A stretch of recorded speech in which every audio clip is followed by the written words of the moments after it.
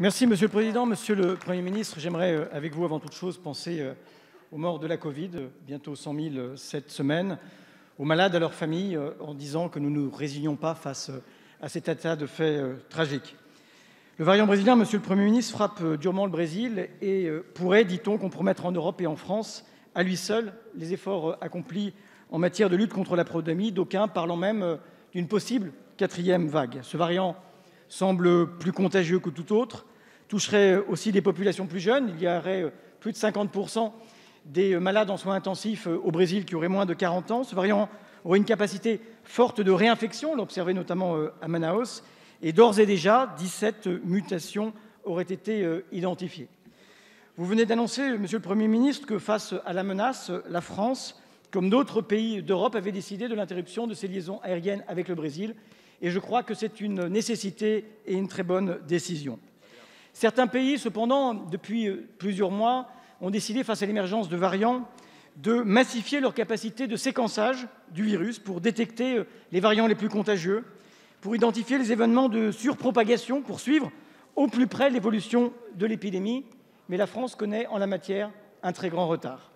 Le séquençage s'avère pourtant essentiel dans la lutte contre le coronavirus. Sur la base de données mondiales, GISAID, 500 000 génomes ont été partagés. La France en a produit 5 000, 40 fois moins que la Grande-Bretagne.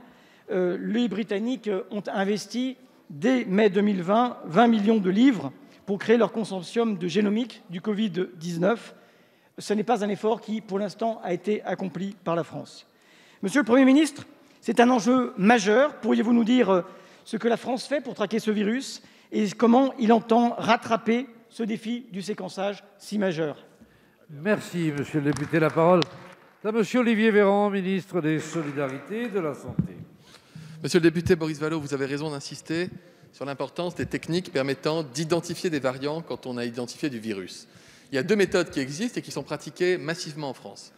La première, c'est ce qu'on appelle le criblage, c'est-à-dire un test PCR équipé de réactifs qui permettent d'identifier sur une PCR positive s'il s'agit des variants connus, c'est-à-dire le sud-africain, le brésilien, l'anglais. C'est ainsi que la France sait piloter au jour le jour, heure par heure, région par région, ville par ville, bassin de vie par bassin de vie, la répartition des différents variants, 80% de variants d'origine britannique et maintenant un peu moins de 4% de variants brésiliens et sud-africains, c'est-à-dire qu'on voit proportionnellement un recul de ces variants parce qu'ils sont moins contagieux que l'anglais qui, lui, s'étend sur tout le territoire. Et la deuxième méthode, c'est ce qu'on appelle le séquençage, c'est-à-dire qu'on va chercher indistinctement les variants connus ou des variants qui ne seraient pas encore connus. Il en existe plusieurs milliers.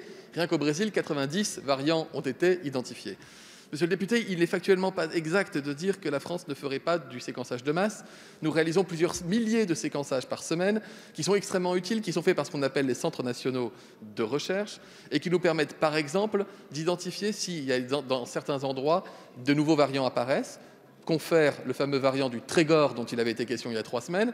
Et c'est parce que, par exemple, sur 2 jours donnés, nous avons fait 600 séquençages dans le territoire des Côtes-d'Armor, que nous avons vu qu'aucun des séquençages ne correspondait à ce variant du Trégor, ce qui était une donnée, vous l'avouerez et le reconnaîtrez avec moi, plutôt rassurante. Donc encore une fois, célébrons notre communauté scientifique et médicale. Nous continuons de développer le séquençage et le criblage. Et en la matière, encore une fois, la France n'a vraiment pas à rougir. Nous faisons certes moins de séquençage que les voisins anglais, mais comparativement avec les voisins européens, il n'y a pas photo. Merci, monsieur le ministre. Monsieur le député.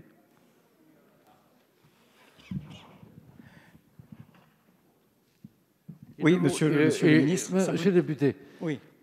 Il ne vous reste plus de temps, mais puisque je vous ai à tort donné la parole, je vous la laisse. Merci de votre bienveillance, c'est important. Mais faites bref. Hein. Je ferai très bref pour vous dire que comme j'avais lancé une alerte le 13 octobre dernier sur nos retards sur les vaccins, je lance à nouveau une alerte sur notre retard par rapport aux Britanniques sur le séquençage génomique. Merci.